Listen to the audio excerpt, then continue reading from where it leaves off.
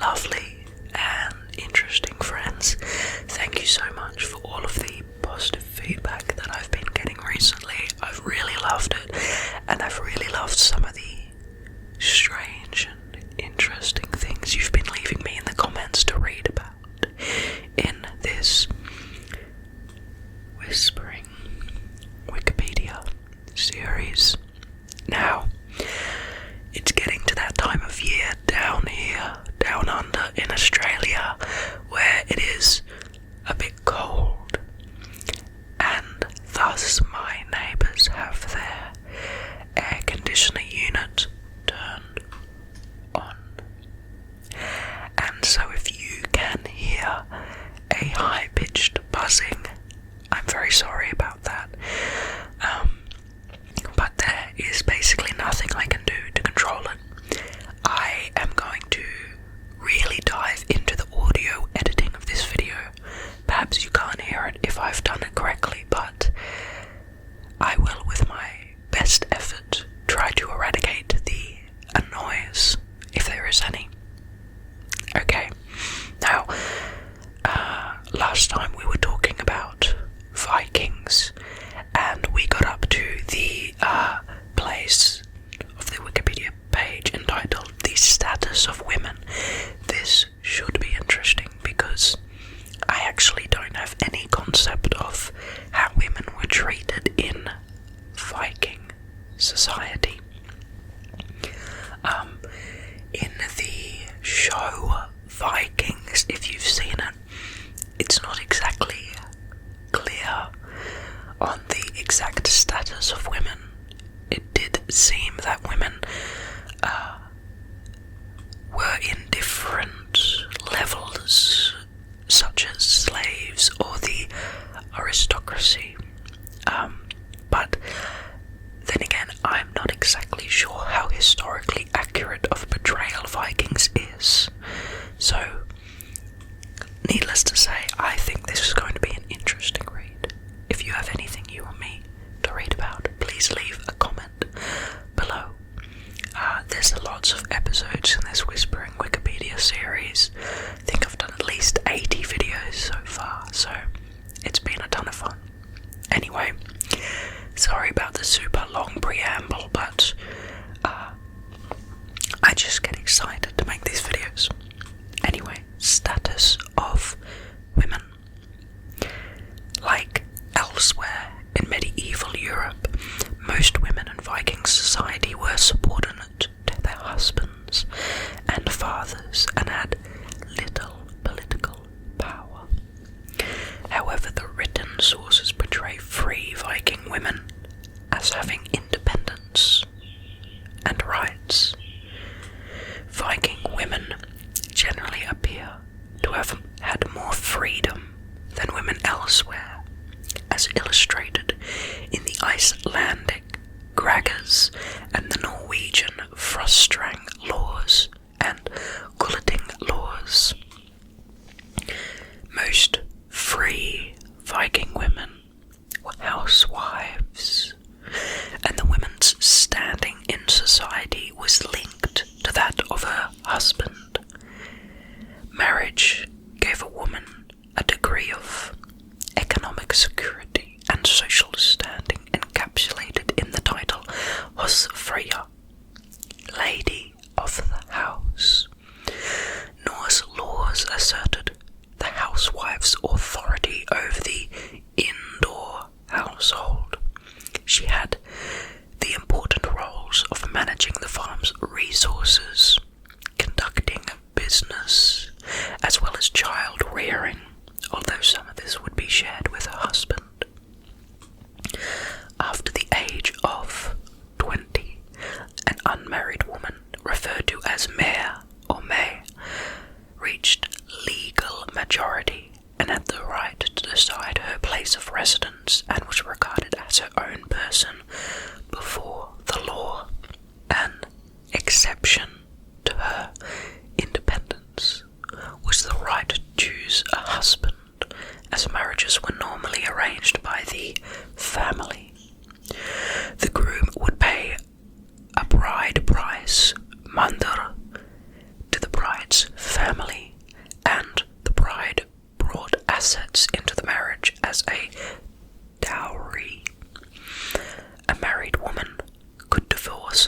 husband and remarry.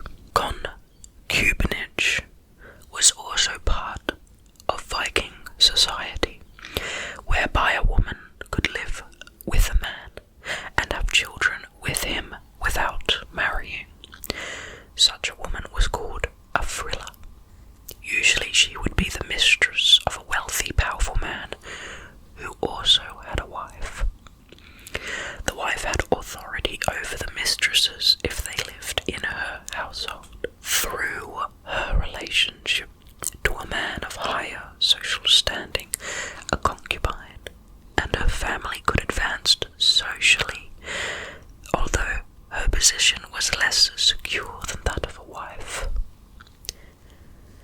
There was no distinction made between children born inside or outside marriage. Both had the right to inherit property from their parents, and there were no legitimate or illegitimate children. However, children born in wedlock had more inheritance rights than those born out of wedlock.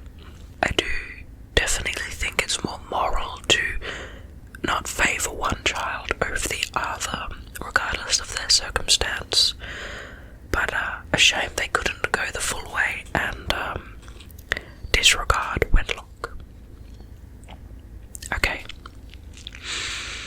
A woman had the right to inherit part of her husband's property upon his death, and widows enjoyed the same independent status as unmarried women. The paternal aunt, paternal niece, and paternal granddaughter, referred to as Udalkvinna, all had the right to inherit property from a deceased man. A woman with no husband, sons, or male relatives could inherit not only property, but also the position as a head of the family when her father or brother died. Such a woman was referred to as brogur, and she exercised all the rights afforded to the head of a family clan until she married, by which her rights were transferred to her new husband. Women had religious authority and were active as priestesses and oracles. They were active within arts as poets and rune masters as merchants and medicine women. There may also have been female entrepreneurs who worked in textile production. Women may also have been active within the military officers. The tales about shield maidens are unconfirmed, but some archaeological finds, such as the Berger female Viking warrior, may indicate that at least some women in military authority existed. These liberties of the Viking women gradually disappeared after the introduction of Christianity, and from the late 13th century they are no longer mentioned. Examinations of Viking Age burials suggest that women lived longer, and nearly all went past the age of 35 as compared to earlier times. Female graves from before the Viking Age in Scandinavia holds a proportional large number of remains for women aged 20 to 35, presumably due to complications of childbirth. Now to appearances. Scandinavian Vikings were similar in appearance to modern Scandinavians. Their skin was fair, and the hair coloured varied between blonde, dark, and reddish.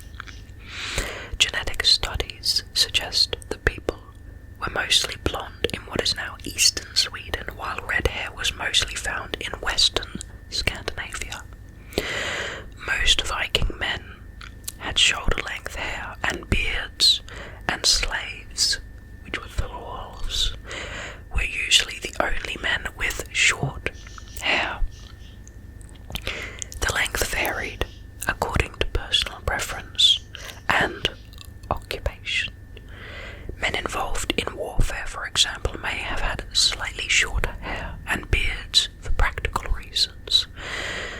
in some regions bleached their hair a golden saffron colour.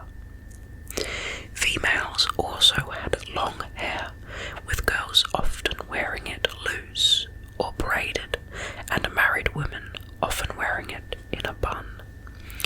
The average height is estimated to have been 67 inches, which is 5'5" for men, and 62 inches, which is 5'1" for women, which is very different from the average of height in Scandinavia today.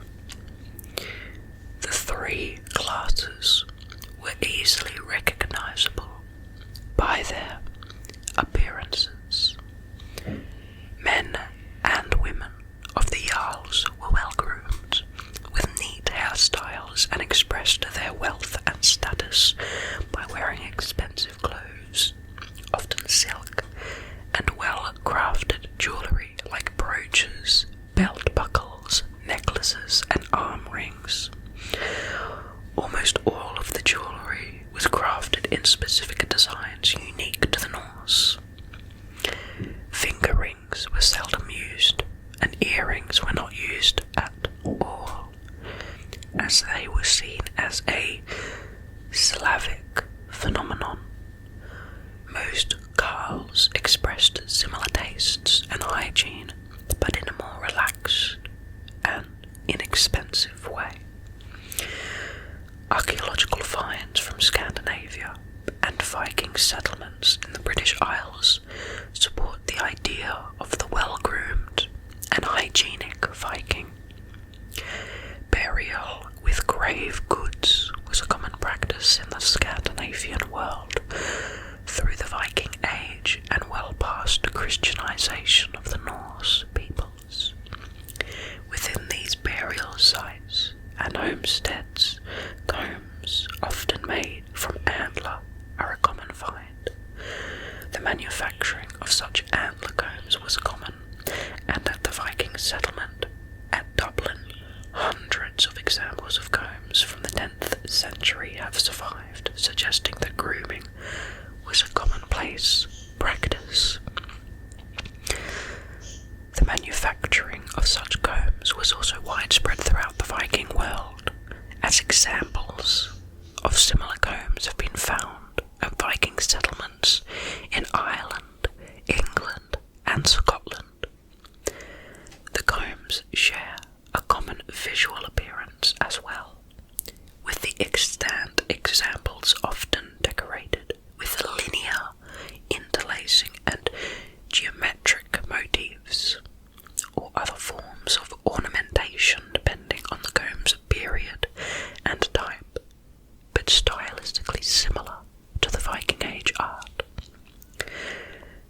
The practice of grooming was a concern of all levels of Viking Age society, as grooming products, combs, have been found in common graves as well as aristocratic ones. Now we move to learn about farming and cuisine. The sagas tell about the diet and cuisines of the Vikings, but first-hand evidence, like cesspits, kitchen middens, and garbage dumps, have proved to be of great value and importance.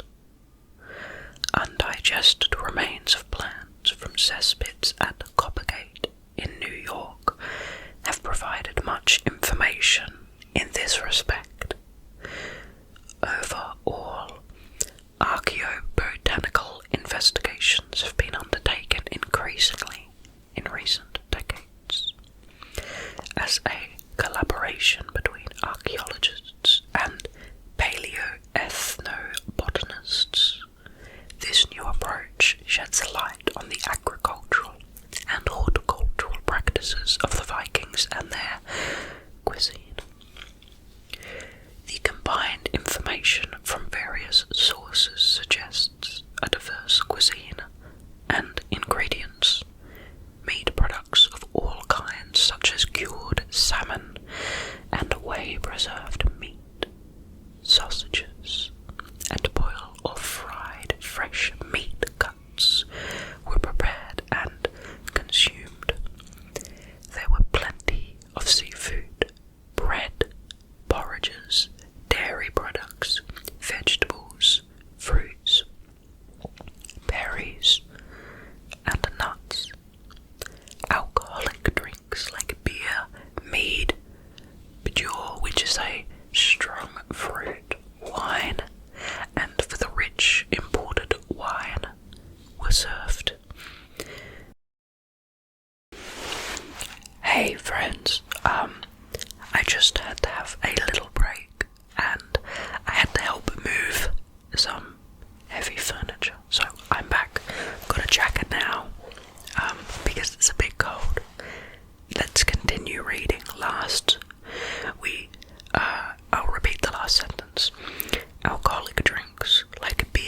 mead, jaw, which is a strong fruit wine, and for the rich imported wine were served. Certain livestock were typical and unique to the Vikings, including the Icelandic horse, Icelandic cattle, and a plethora of sheep breeds, the Danish hen, and the Danish goose. The Vikings in York mostly ate beef, mutton, and pork, with small amounts of horse meat. Most of the beef and horse leg bones were found split lengthways to extract the marrow. The mutton and swine were cut into leg and shoulder joints and chops. The frequent remains of pig skull and foot bones found on house floors indicate that brawn and trotters were also popular. Hens were kept for both their meat and eggs, and the bones of game birds such as black grouse, golden plover, wild ducks, and geese have also been found. Seafood was important, in some places even more so than meat. Whales and walrus were hunted for food in Norway and the northwestern parts of the North Atlantic region, and seals were hunted nearly everywhere. Oysters, mussels, and shrimp were eaten in large quantities, and cod and salmon were popular fish. In the southern regions, herring was also important. Milk and buttermilk were popular, both as cooking ingredients and drinks, and were not always available, even at farms. Milk came from cows, goats, and sheep, with priorities varying from location to location. And fermented milk products like skyr or tomahawk were produced, as well as butter and cheese. Food was often salted and enhanced with spices, some of which were imported, like black pepper, while others were cultivated in herb gardens or harvested in the wild. Homegrown spices include caraway mustard and horseradish, as evidenced from the Osberg ship burial, or dill, coriander, and wild celery, as found in cesspits at Coppergate in York. Thyme, juniper berry, sweet kale, yarrow, rule, and peppercress were also used and cultivated in herb gardens. Vikings collected and ate fruits, berries, and nuts, apple, wild crab apples, plums, and cherries were part of the diet, as were rose hips and raspberry, wild strawberry, blackberry, elderberry, rowan, hawthorn, and various wild berries specific to the locations.